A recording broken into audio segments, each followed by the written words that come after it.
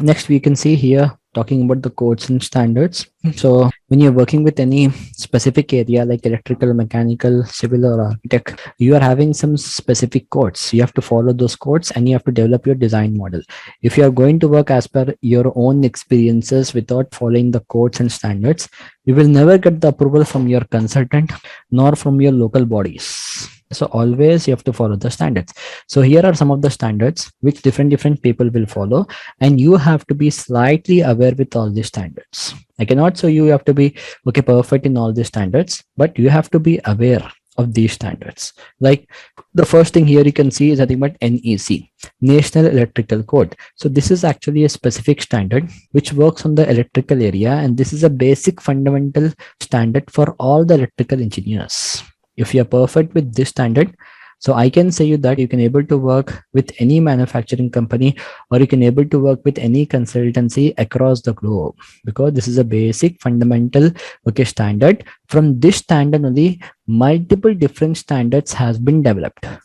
Again, NBC, National Building Code. So this is actually a type of standard followed with all the engineers, like even the mechanical people will extract the data, electrical, civil, architects, different peoples will take the data from here. Okay, BC.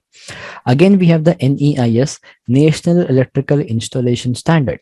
Whenever you're going to install any device like a generator or a transformer, so you are having some specific bylaws like minimum clearance, how much you have to maintain, what is the resistance value you have to maintain, how much amount of sound level you have to maintain, how much should be the vibration level. Everything is specified in this. Again, NECA, National Electrical Contractors Association.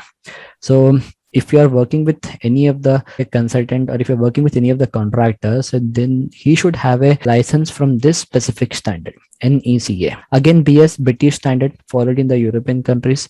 BEE, Bureau of Energy Efficiency, how to save electrical energy. You can see for all your heavy load devices like air condition, refrigerators, water heaters, you'll be finding the star label like 3-star, 4-star, 5-star. On what basis we are getting this? Based upon the power consumption. So who are providing that? Nothing but the BEE people after cross verifying and after testing and commissioning.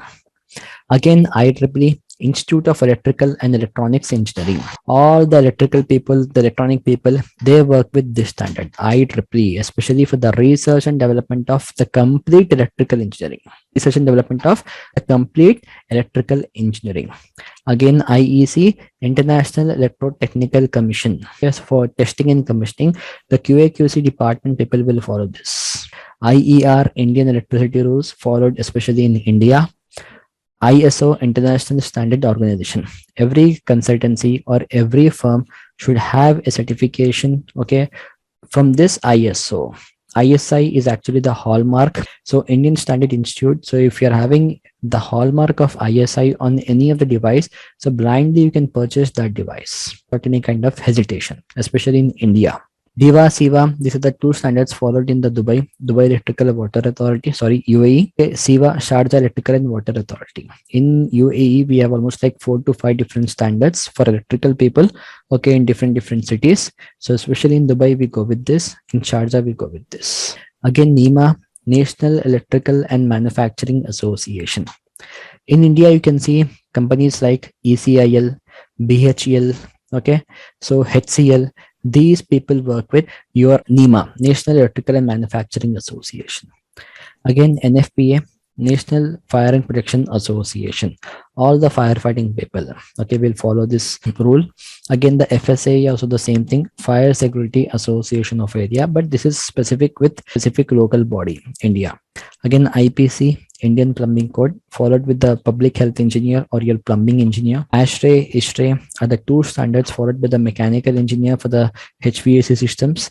ASHRAE stands for the American Society of Heating, Refrigeration, Air Conditioning Engineers.